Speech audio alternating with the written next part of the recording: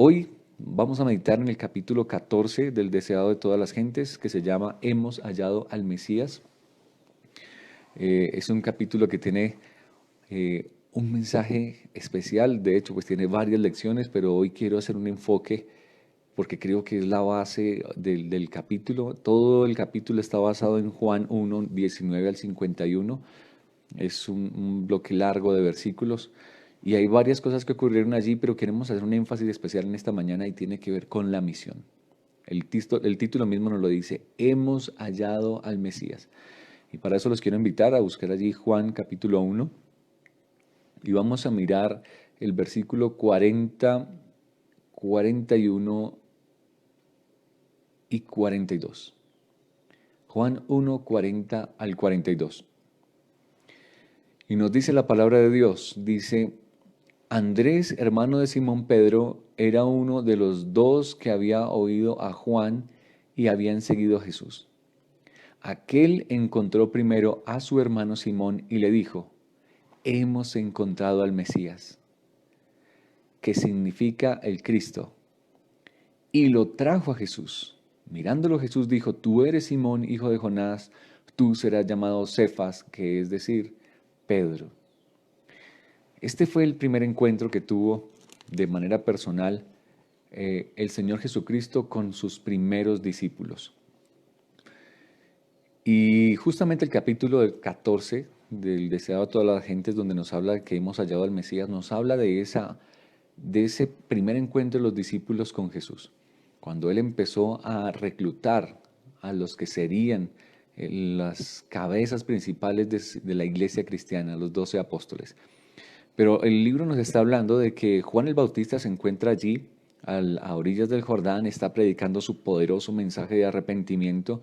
Y como lo habíamos visto anteriormente, el mensaje de Juan, a Juan acudía gente de todas clases sociales, de todas partes de la tierra alrededor suyo.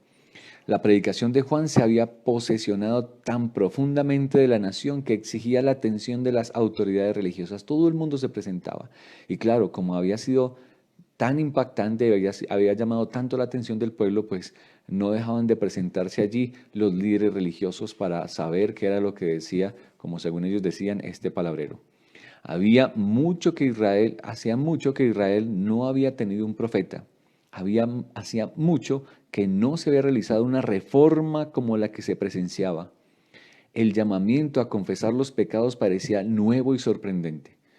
Ese era el llamado de Juan, lo habíamos visto, es un mensaje de arrepentimiento: volveos a Dios, el reino de Dios se ha acercado. Y dice aquí que hacía mucho, de hecho, habían pasado 400 años donde no se había escuchado la voz de un profeta.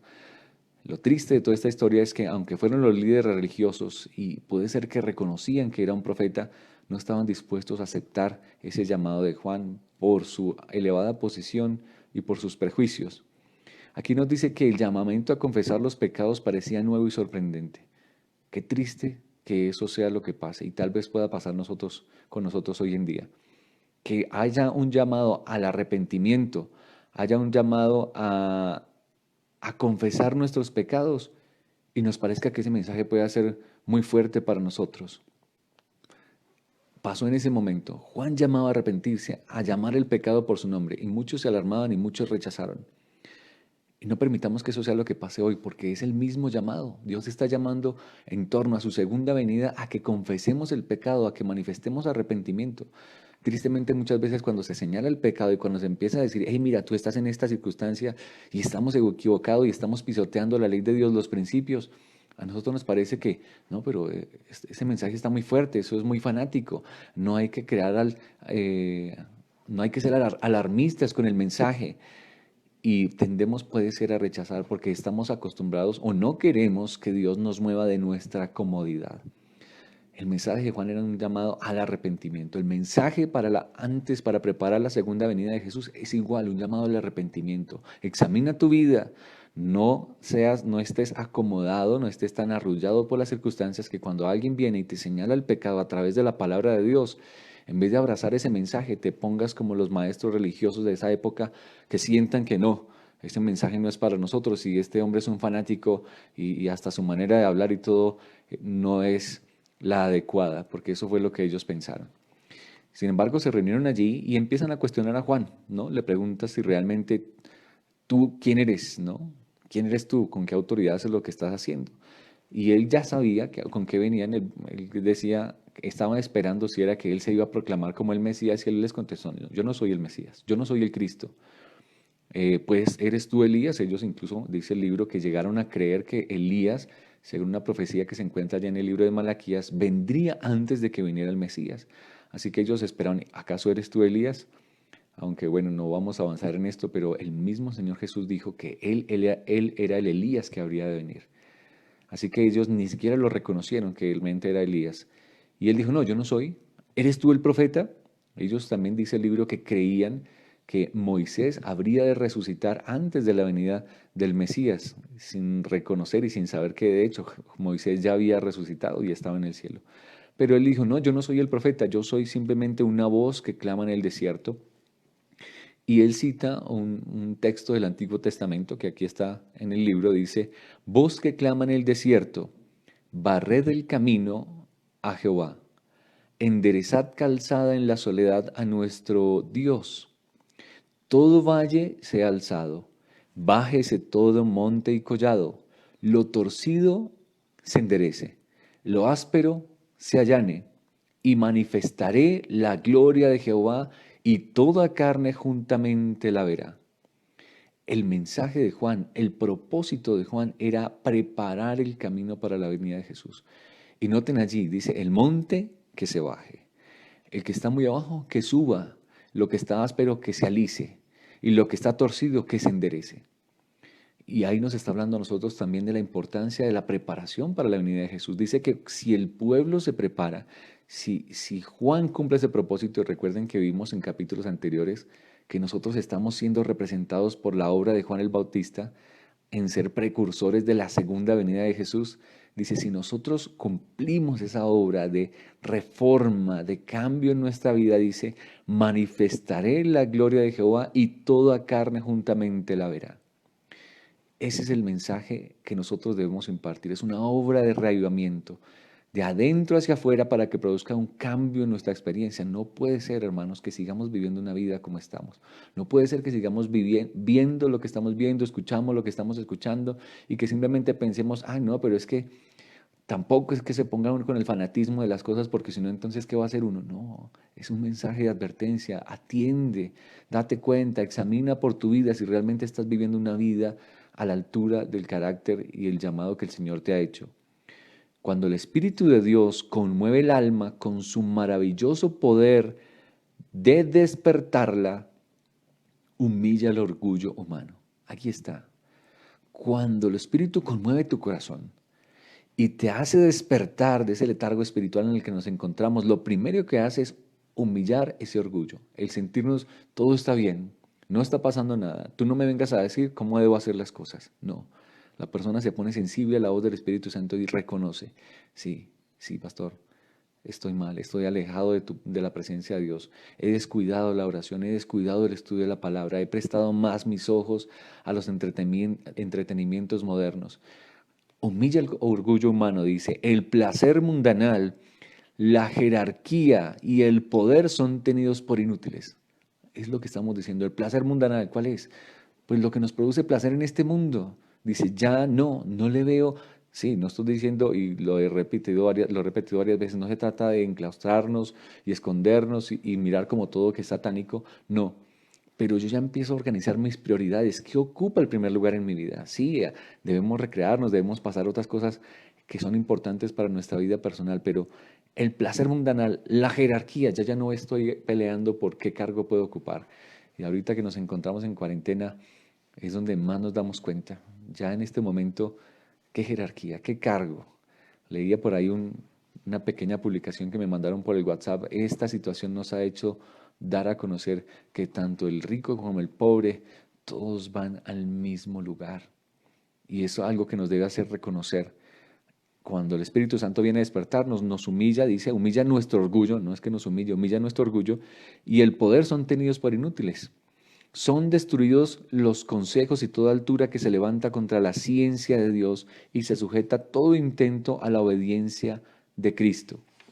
Entonces la humildad y el amor abnegado, tan poco apreciados entre los hombres, son ensalzados como las únicas cosas de valor. Mi apreciado, cuando el Espíritu Santo viene a nosotros y cuando entendemos el propósito que al cual nos ha llamado y cuál es la experiencia que debo manifestar en mi vida, comprendo que el poder, que el placer de este mundo, que la jerarquía es inútil. ¿Y qué es lo realmente valioso? Dice allí, la humildad, el amor abnegado, que son tan poco apreciados, realmente son las únicas cosas de valor. Humildad y amor. Esto está conectado con el mensaje a la iglesia de la Odisea. La fe que obra por el amor es realmente lo que cobra valor en la experiencia de la iglesia en este tiempo. ¿Tienes fe? ¿Actúas por el amor al Señor? ¿Estás manifestando esa humildad para dejar que Dios te use y para no sentirnos suficientes? Tal es la obra del Evangelio, de la cual el mensaje de Juan era una parte. Esa es la obra del Evangelio, conducirnos a esa experiencia de amor. Nos dice allí que todo el pueblo, a pesar de que atendía y escuchaba, habían sido duros. Dice, muchos se habían reunido en el lado del Jordán para escuchar el mensaje de Juan, pero habían endurecido su corazón y oscurecido su entendimiento. Qué triste, tantas multitudes asistían, muchos de ellos fueron bautizados. ¿Cuántos líderes religiosos se paraban allí simplemente para mirar a ver qué es lo que está diciendo ese hombre? Y saben, estas transmisiones llegan a todas partes del mundo. Hemos tenido la oportunidad de ver de que ha llegado a otros países, y un saludo y agradecemos a cada uno de nuestros hermanos que a nivel del mundo se unen a esta transmisión. Pero también hemos notado que este mensaje llega a muchas personas, las cuales no están dispuestas a escuchar. Incluso comentan con comentarios despectivos acerca de la obra que se está haciendo. ¿Por qué? Es lo mismo que pasaba en los días de Juan. Mucha gente se reunía al Jordán para escuchar qué es lo que está diciendo ese hombre allá, pero estaban oscurecidos y su corazón estaba endurecido. Y a pesar de que el testimonio venía del cielo, a pesar de que vieron al cielo abierto, vieron la luz, escucharon la voz de Dios, ellos seguían pensando de que todo eso, no sé, no le daban el valor suficiente. Y lo mismo que pasa hoy en día. Tal vez haya muchas personas que están viendo cómo se desploma este mundo, se ven como voces de todas partes salen por la internet llamando al arrepentimiento. Hey, mira, Jesús viene pronto. Pero muchas personas todavía piensan, a ver qué están diciendo esos locos. Uy, sí, qué tonterías, pónganse en hacer otra cosa más bien en vez de estar perdiendo el tiempo predicando. Eran lo que pasaba en ese día. Muchas hojas que nunca habían vuelto, dice allí, los ojos que nunca se habían vuelto con fe hacia el invisible, no vieron la revelación de la gloria de Dios. Y muchas personas hoy en día, a pesar de que están viendo lo que está pasando en este mundo, y no logran ver que la venida de Jesús está cerca. Pero apreciados, que no pase eso con nosotros, que no seamos parte de esos que simplemente somos oidores olvidadizos, como dice el apóstol Santiago, que contemplan su rostro en el espejo, allí dice Santiago 1, y después se van y se olvidan realmente lo que ocurrió, sino que realmente seamos oidores y hacedores de la palabra, dice allí, aquellos que se contemplan en la verdadera ley de la libertad. Esa debe ser nuestra experiencia. No puede ser que ahorita estemos mirando, alertados, pero de repente en el momento que ya calma se nos olvide que todo esto pasó y fácilmente caigamos en presa del enemigo. A pesar de que mucha gente no escuchó ese mensaje, había personas allí con corazón sincero que sí se acercaron a Jesús en busca de la necesidad de ese Mesías, de ese Salvador. Dice allí, muchos no querían aceptar a uno que tratase de establecer en su corazón un reino de justicia y paz. ¿Por qué la gente no quiere aceptar a Jesús? ¿Por qué no quieren aceptar este mensaje de salvación? Porque ellos están esperando es que, lo que hemos dicho, un reino que les solucione los problemas. Ojalá que alguien venga y rápido, que ponga una vacuna y que nos permita salir a la calle y que quite el coronavirus para que podamos seguir viviendo la vida como está. No quieren aceptar a uno que tratase de establecer, mire lo que dice allí la página 116, a uno que tratase de establecer en su corazón un reino de justicia y paz. Jesús viene a hacer es un cambio en el corazón. Jesús no viene, y aunque el mundo esté hablando de un nuevo orden mundial y seguramente habrá cambios en este mundo, cambios en nuestra manera de actuar. De hecho, ya han ocurrido cambios. Ahorita la gente está dependiendo de medios electrónicos, todos los pagos los están haciendo a través de allí, todos lo están haciendo a través de medios virtuales, así que seguramente habrá cambios, pero Jesús no ha venido para traer cambios en este mundo. Jesús ha venido a traer para que se establezca un reino, sí, pero para que se establezca un reino en el corazón de nosotros, dice, para establecer en su corazón un reino de justicia y paz. Pero tristemente la mayoría no quiere aceptar ese reino. Quieren un reino en esta tierra que cambie el orden de este mundo y que obviamente les dé comodidad y paz en medio del pecado, que es lo que Dios no quiere aceptar. Hubo unos jóvenes allí que realmente sí comprendían y aceptaron ese llamado. Era Juan y Andrés. Ellos escucharon de nuevo a Juan el Bautista decir, otro día que vieron a Jesús venir en la multitud, he aquí el Cordero de Dios. Y cuando los jóvenes escucharon que este era el Mesías, dice que fueron y lo siguieron. Y después de que lo iban siguiendo, Jesús, sabiendo que lo seguían, se vuelve y les pregunta, bueno, ¿hacia dónde se dirigen? ¿Dónde van? ¿O qué es lo que están buscando de mí? Y ellos le preguntan, ¿dónde moras? ¿Dónde vives? En una breve entrevista, dice, a orillas del camino no podían recibir lo que anhelaban. Ellos, lo primero que Jesús le pregunta es, bueno, ¿a quién buscan? Y ellos la respuesta es con otra pregunta. ¿Dónde moras? ¿Dónde vives? Queremos conocer tu casa, queremos ir a donde tú vas. Y mira lo que está diciendo el deseado de toda la gente. Simplemente un encuentro allí en la calle que nos hubiera explicado, bueno, las hermosas maravillas de la Biblia no eran suficientes. Dice, una breve entrevista a orillas del camino no podían recibir lo que anhelaban. Deseaban estar a solas con Jesús, sentarse a sus pies y oír sus palabras. Qué linda la motivación del corazón de Juan y Andrés. Ellos no anhelaban simplemente un encuentro parcial. Ah, sí, voy a ir a participar de un culto de 10 minutos. Ah, sí, voy a participar del encuentro con Jesús a las 5:30 de la mañana. Y después en el día se me olvidó la presencia de Jesús. No, ellos querían ir a saber dónde vivía Jesús, porque querían pasar el día con Él, pasar la noche en su casa, sentarse a sus pies, escuchar sus palabras. Apreciados, yo creo que esa debiera ser nuestro mayor anhelo. No podemos dejar que nuestra relación sea simplemente de los 10 minuticos que oro en la mañana, de las devocionales que escucho de vez en cuando en el WhatsApp, o de estos espacios. Sí, estos espacios nos ayudan a conectarnos y a enriquecernos, pero es necesario que tú busques la presencia de Dios, dice allí, quieras sentarte a solas con Jesús, sentarte a tus pies y oír sus palabras de su propia voz. Eso fue la diferencia entre toda esta multitud que fue y miraron al Cordero ser bautizado, escucharon las palabras y simplemente se fueron a su casa a vivir su vida como estaban viviéndola, a estos discípulos que querían pasar días, noches con Jesús. Apreciados, esa debe ser nuestra experiencia.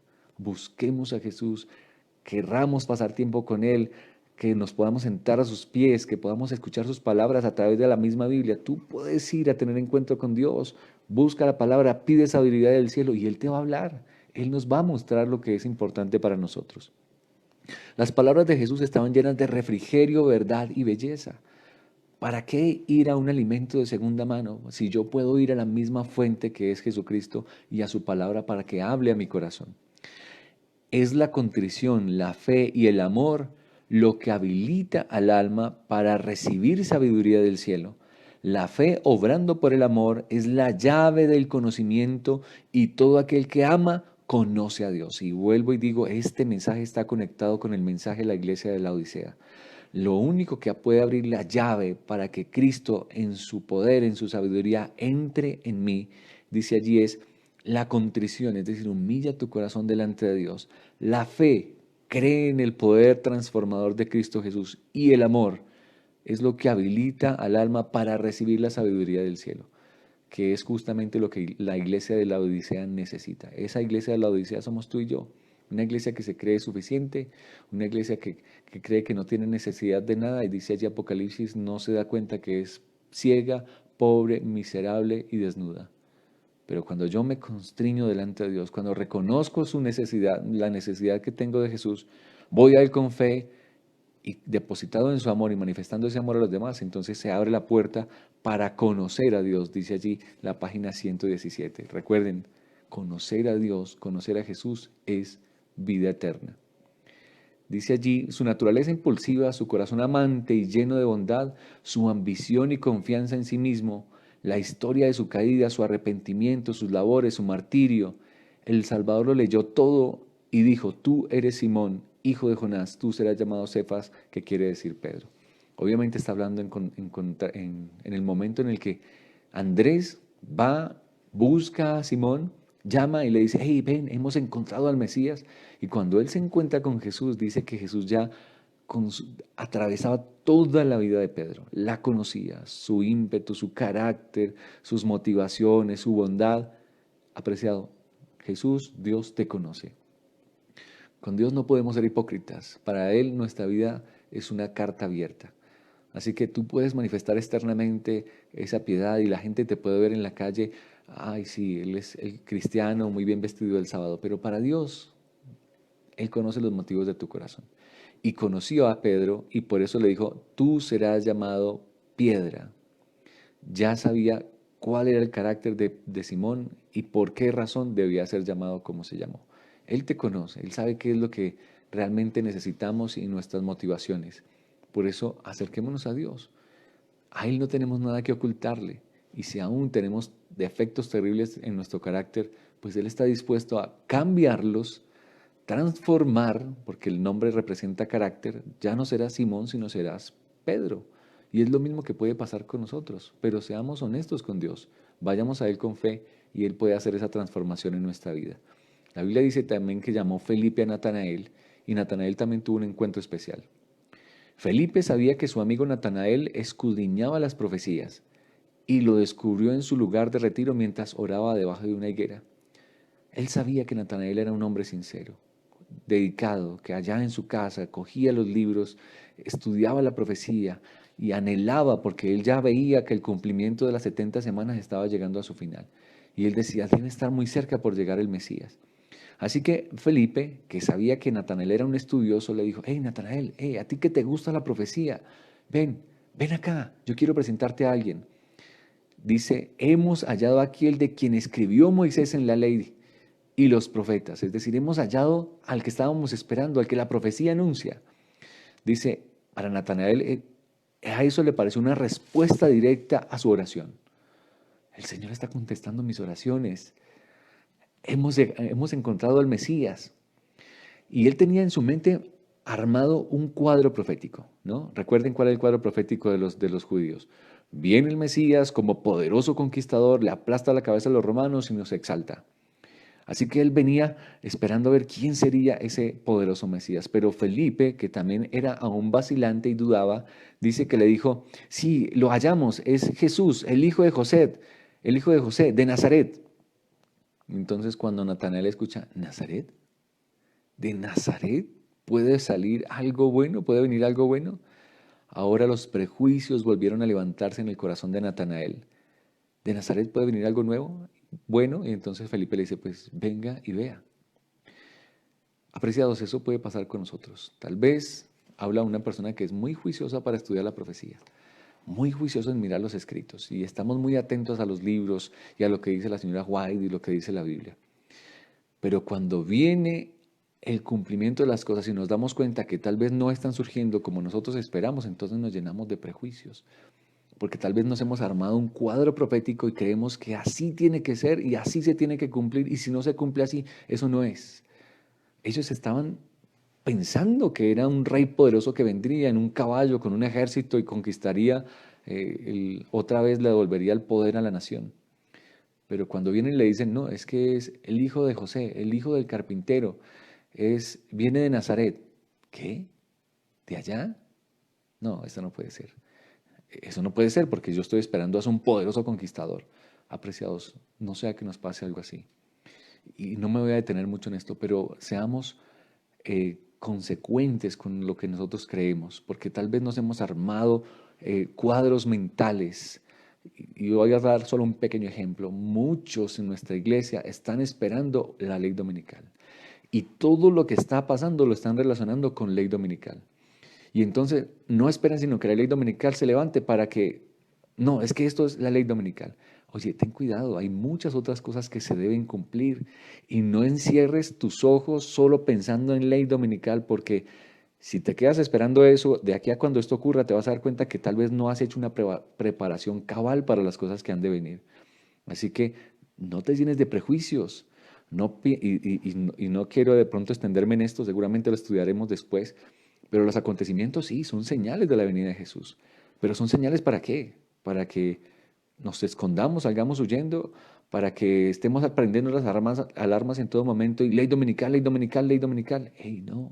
Hay cosas que deben ocurrir. Lee Apocalipsis 13, estamos hablando de una imagen de la bestia que se tiene que formar, estamos hablando de un mensaje que se tiene que predicar, estamos hablando de un pequeño angustia que tiene que venir, también se habla de un fuerte pregón, de un derramamiento del Espíritu Santo. Oye, hay cosas que también se deben cumplir y no podemos, por estar tan encasillados en ese mensaje que se publica por todas partes, tal vez salir de la verdadera obra de preparación que debemos tener. Natanael entonces va de todas maneras para él mismo darse cuenta quién es él. Y dice aquí que él se sorprende cuando lo que Jesús le dice es, hey, antes de que Felipe te llamara cuando estabas debajo del árbol, yo te vi. Y ahora ese llamado le inquietó el corazón. ¿Y cómo tú sabes? Y él le dice, tú eres un verdadero israelita en el cual no hay engaño. Eso conmueve el corazón de Natanael y entonces cae a sus pies. Pero yo quiero hacer más énfasis en estos últimos párrafos que tengo aquí, porque creo que son lecciones espirituales para nuestro tiempo. Estoy leyendo allí la página 119. Viendo y juzgando por sí mismo, fue como llegó a ser discípulo. Así fue Natanael. Apreciados, la fe no puede ser una fe prestada. La fe tiene que ser personal. Viendo y juzgando por ti mismo es como puedes darte cuenta del poder que Jesucristo puede obrar en tu vida. No puedes vivir de la experiencia de los demás. Ah, es que me contaron, que me dijeron.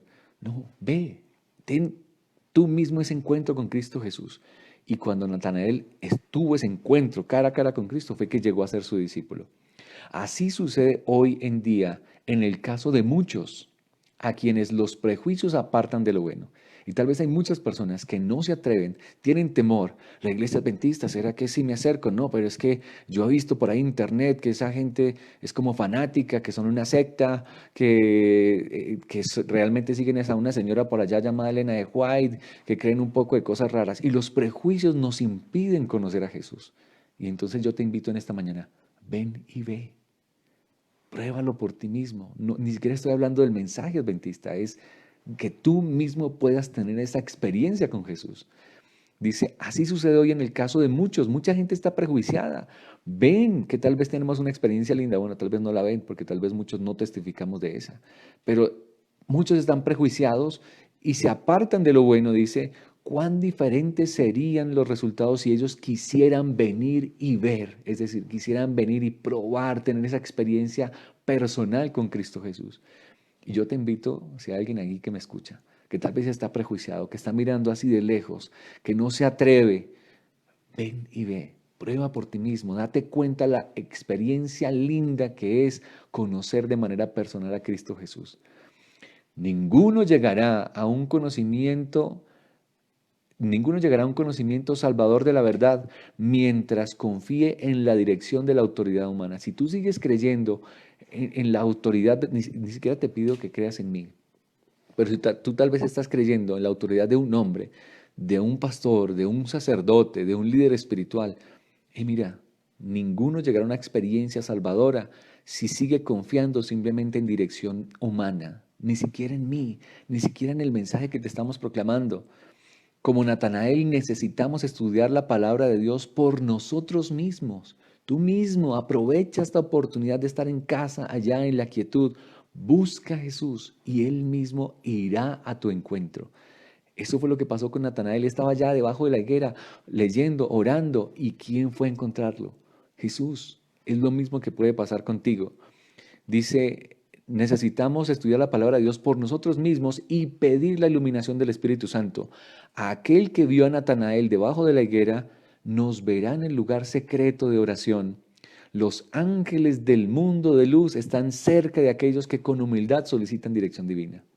Así que yo te invito, ve con corazón sincero, no pienses, no, es que es el pastor que nos lo dice, no, ni siquiera me mires a mí, ni siquiera te hablo como iglesia adventista del séptimo día, te hablo también como un hijo de Dios. Ven y ve, ten ese encuentro personal con Jesús, date la oportunidad de conocerle y entonces el verdadero pastor de los pastores dice allí, él llama a sus ovejas, Mis ovejas oyen mi voz y me siguen. Y entonces tú seguirás el camino seguro que el Señor te está trazando. Estos ejemplos deben enseñarnos la importancia del esfuerzo personal. Aquí viene otra parte importante y hablo a mis hermanos adventistas del séptimo día, a los hermanos del distrito Chía de manera en especial. Hablo a los de todo el mundo, pero me corresponde hablar directamente a mis hermanos. Esto debiera darnos un ejemplo de la importancia del esfuerzo personal. ¿Cuál? Pues que Andrés fue y llamó a Simón, que Felipe fue y llamó a Natanael. Persona a persona, fueron a buscar a uno. Dice, de dirigir llamamientos directos a nuestros parientes, amigos y vecinos. Hermanos, esto es un llamado para nosotros. Dios nos ha llamado. Hey, ve tú, llama a tu familia, a tu vecino, a tu amigo. No puede ser que te hayas encontrado con Jesús, que te das cuenta de este maravilloso mensaje y te quedes callado. Hay quienes durante toda la vida han profesado conocer a Cristo y sin embargo no han hecho nunca un esfuerzo personal por traer siquiera un alma al Salvador. Uy, tremenda situación. Déjame decirte, si no has hecho en tu vida cristiana nunca un esfuerzo para traer un alma a los pies de Jesús, debemos evaluar si realmente hemos sido convertidos. Debemos evaluar si realmente hemos tenido un encuentro con el Señor. Porque si hemos pasado días, meses, años en esta iglesia y no hemos hecho un esfuerzo por traer a una persona a los pies de Cristo Jesús, ten cuidado, ten cuidado. Voy a seguir leyendo aquí que el mismo libro nos hable. Dice, dejan todo el trabajo al predicador. Que predique el pastor, que es el que está transmitiendo ahí por el Facebook. Que prediquen los que se han preparado. Tal vez él esté bien preparado para su vocación, ¿sí? Tal vez yo estudié para esto y el llamado que sentí de Dios, pero no puede hacer lo que Dios ha dejado para los miembros de la iglesia. Yo como ministro del Evangelio no puedo hacer lo que Dios te ha llamado a hacer a ti, con tu familia, con tus amigos, con tus vecinos. Apreciado hermano, esto es un llamado solemne para la misión que debemos cumplir. En vez de estar ahora allí en quietud y tal vez arrullados por las cosas que también encontramos en casa y entretenimientos, no, busquemos los medios. ¿Cómo puedo contactar? ¿Cómo puedo unir a mi familia? ¿Cómo lo puedo llamar y mostrarle este pasaje? Compartir un estudio bíblico. Hoy en día tenemos muchas herramientas. A través de la asociación se están compartiendo enlaces, formularios de estudios bíblicos, enlaces para que la gente estudie la Biblia y nosotros mismos tenemos herramientas para unirnos con ellos, citarlos a través de esas salas virtuales y, hey, ven, vamos a estudiar la palabra de Dios. Pero no puede ser que nos quedemos en inactividad. Son muchos los que necesitan el ministerio de corazones cristianos amantes. Muchos han descendido a la ruina cuando podrían haber sido salvados si sus vecinos, hombres y mujeres comunes como tú y yo, hubiese hecho algún esfuerzo personal en su favor. ¿Cuántas personas hoy en día estamos preocupados? Mucha gente está preocupada porque el virus no toque su casa, porque no venga aquí la plaga a su casa. Y ojalá podamos salir rápido de aquí para irnos a esconder al monte, al campo, para estar bien lejos donde no nos toque el mal. Pero estamos pensando en cuántas personas han fallecido en este momento, tal vez sin este mensaje de esperanza. ¿Cuántas personas en este momento están pasando angustia por causa de este virus? Porque son más de 1 millón de contagiados, mis apreciados, son más de 1 millón. Y muchos de ellos son separados de sus familias, tal vez asustados, porque tal vez también puedan perder su vida. Pero apreciados, nosotros hicimos un esfuerzo para que esas personas conocieran a Jesús. Pero tal vez sí estamos pensando en ir a escondernos rápido para que no nos toque la plaga. Oye, mi apreciado, ese no es el llamado que nos hizo el Señor. El Señor nos llamó a dar a conocer este mensaje. Utilicemos los medios que están a nuestro alcance. Dice allí, si se hubiera hecho un esfuerzo personal, muchos están aguardando que se les hable personalmente. Hay personas que están allí esperando que les hablemos personalmente. Y esa obra personal, mi apreciado, no la hace una transmisión en Facebook, no la hace la campaña evangelística. Ese llamado personal lo haces tú con tu papá, con tu mamá, con tu hermano, con tu vecino, con tu amigo, con tu compañero de trabajo que tal vez llevas años trabajando con esa persona y nunca le has manifestado que Jesús viene pronto. Nunca le has hablado de Jesús. Hermanos, esto que está ocurriendo es para que entendamos. La obra que no se hizo en tiempo de quietud, tal vez la tengamos que hacer en tiempo de angustia, en tiempo de dificultad. Pero hermanos, no perdamos esa oportunidad. Y vamos a mirar por qué es tan importante esto. En la familia misma, en el vecindario, en el pueblo en el que vivimos, hay para nosotros trabajo que debemos hacer como misioneros de Cristo. Apreciados, todos somos llamados a ser misioneros. Si somos creyentes, esta obra será nuestro deleite. Si somos creyentes, si creemos en Jesús, nos deleitaremos en compartir el Evangelio. Pero si no creemos, tal vez somos de esos que nos escondemos y nos da miedo ir a predicar. Ojalá que no sepan que yo soy cristiano y que no se den cuenta. Apenas se ha convertido uno cuando nace en él el deseo de dar a conocer a otros cuán precioso amigo ha hallado en Jesús. La verdad salvadora santificadora no pueden quedar encerrada en su corazón. Si tú tienes encerrada esa verdad y no has hecho nunca un esfuerzo para salvar a alguien, y me hablo para salvar a alguien, no se trata simplemente, sí, yo comparto por ahí los devocionales por WhatsApp para que les digan, no, hacer un esfuerzo decidido, intencionado. Si vas a compartir el mensaje a través de internet, no suelto, voy a dedicarme a esta persona, voy a mandar un mensaje tras otro, te voy a llamar, voy a orar contigo. ¿Por qué? Porque yo quiero que tú conozcas de manera personal a Jesús. Eso es ser intencionado. Todos los que se han consagrado a Dios serán conductos de luz. Todos debemos ser fuente de luz. Nuestra influencia sobre los demás no depende tanto de lo que decimos como de lo que somos. Los hombres pueden combatir y desafiar nuestra lógica. Si tú le puedes mostrar argumentos y puede ser que alguien te salga y te diga, yo no creo en eso, y puede que te salgan con preguntas y por eso tal vez te dé miedo compartir. No, pastor, es que a mí me da porque es que me hacen unas preguntas que me han corchado. Mira, no se trata tanto de lo que tú dices. No se trata tanto de que tú te sepas la Biblia y estés capacitado y hayas pasado por una universidad 5 años en teología para poder dar a conocer a Jesús. No, no depende de lo que decimos, tanto como de lo que somos. ¿Qué eres tú? ¿Eres verdaderamente un hijo de Dios? En tu vida se refleja el carácter de Cristo. Los hombres pueden combatir y desafiar nuestra lógica, sí, y pueden buscar argumentos, y muy bien buscados para tumbar lo que nosotros queremos decir.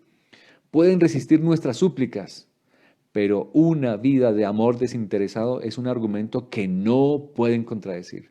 Estás dando tu vida en rescate por otros. Estás manifestando tu amor, tu benevolencia por esa persona que quieres salvar. O simplemente estás buscando el argumento para poderle decir, usted está equivocado porque usted está guardando el domingo y realmente es el sábado. No, mi apreciado, así no se gana una persona. Así no se conquista un corazón. No se conquista con decirle que tiene que ser vegetariano, no se conquista mostrándole y restregándole las doctrinas en la cara, no. Se conquista un corazón con lo que somos, con nuestra experiencia de amor. Dice aquí, una vida de amor desinteresado es un argumento que no pueden contradecir. Una vida consecuente caracterizada por la mansedumbre de Cristo es un poder en el mundo. Ese es el verdadero poder. Y apreciado, pidámosle a Jesús. Necesitamos manifestar ese poder, esa fe que obra por amor. Y el Espíritu Santo es el que convence los corazones. Tú no te tienes que poner a armar argumentos para que la gente se convenza con todos los argumentos que le vas a presentar. No, puede ser un argumento sencillo. Jesucristo viene pronto, ha dejado una ley, debemos volver a esos mandamientos. Mira, ten cuidado. Pero cuando lo hacemos con un corazón abnegado y de amor por las demás, el Espíritu Santo es el que se encarga de tocar esos corazones y atraerlos a Jesús. Mucha gente va a decir que no, sí. Puede ser que mucha gente rechace, pero tú habrás hecho lo que Dios te ha mandado. La palabra de Dios, pronunciada por aquel que haya sido santificado por ella, tiene un poder vivificador que la hace atrayente para los oyentes y los convence de que es una realidad viviente. Cuando uno ha recibido la verdad con amor, lo hará manifiesto en la persuasión de sus modales y su tono de voz, hasta en la manera en que hablamos, en la manera en que nos dirigimos a las demás personas. Eso conmueve los corazones, eso atrae a la gente y eso será un poder más concluyente que tú le muestres toda la profecía bíblica con todas las fechas y señales. Eso no convence un corazón. Y termino con esta última línea, dice, pero a fin de que podamos desarrollar un carácter como el de Cristo, debemos participar en su obra. Ahora, si tú lo que quieres es tener un carácter como el de Jesús, prepararte para el encuentro con el Señor, tenemos que involucrarnos en esta obra. No se trata de huir, no se trata de escondernos porque quiero ser más santo, porque este mundo está en perdición y yo quiero ser más santo. ¿Tú quieres ser más santo? ¿Quieres reflejar el carácter de Jesús? Tienes que involucrarte en la obra de la salvación de las almas. No hay otra manera, lo acabo de leer allí. El que quiera reflejar el carácter de Cristo tiene que andar como Él anduvo. ¿Y qué hizo Jesús? Anduvo por todo el mundo rescatando al perdido, buscando su salvación. Yo te invito, mi apreciado hermano, en este día. Hoy es un día especial. Hoy es el día de encuentro con el Señor. Hoy es el día que Dios ha dejado para que seamos santificados en su presencia. Pídele a Jesús que te dé de ese espíritu, que nos ayude a sentir ese amor por las almas, a querer hacer algo intencionadamente por mi familiar, por mi amigo, por mi vecino. Y apreciados, si nos dedicamos así a esta hora, confiados en el poder del Espíritu de Dios, oye, grandes milagros, grandes maravillas ocurrirán. Así como cuando Natanael y Andrés llamaron a Simón, Natanael y Felipe, perdón, Andrés y Felipe llamaron a Simón y a Natanael, y eso repercutió en la cúpula de los apóstoles que conquistaron todo el mundo antiguo. Lo mismo puede ocurrir hoy. Si tú decides con todo el corazón llamar a esa persona que tienes en mente, buscarla para que se encuentre con Jesús, tú no sabes hasta dónde puede llegar eso. No sabes si estás llamando para que sea conquistado para el Evangelio a una persona que sea un poderoso misionero, que también pueda ayudarnos a terminar la obra del Evangelio en esta tierra. Mi apreciado hermano, que Dios te bendiga en este día. Es mi oración y anhelo que podamos tener esa experiencia como Jesús, que podamos salir y proclamar al mundo, hemos hallado al Mesías, y que podamos conducirlos a que ellos mismos tengan ese encuentro con Jesús.